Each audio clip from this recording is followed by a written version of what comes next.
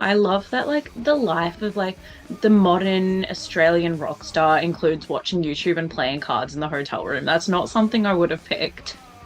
Yeah, we bought a HDMI cable specifically to do it because the casting wasn't working. It was very important to be able to watch YouTube. We've been doing lots of like World War II history stuff before bed.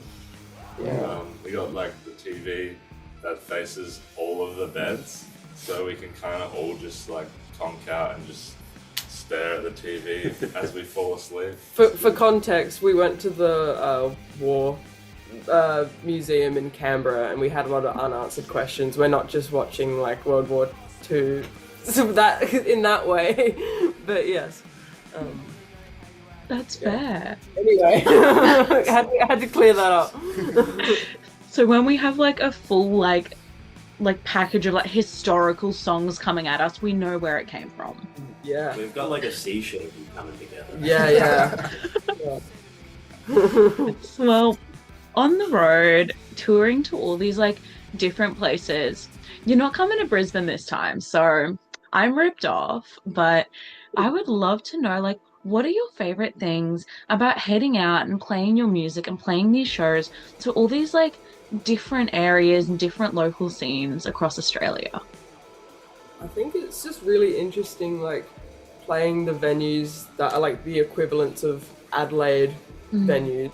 So you have like a bit of a benchmark to like base it off of, but also like connecting with those different scenes that those different pubs have, because a lot of venues and pubs have their own little environments, and it's cool to like get to know those kinds of people in each little areas and stuff, I guess.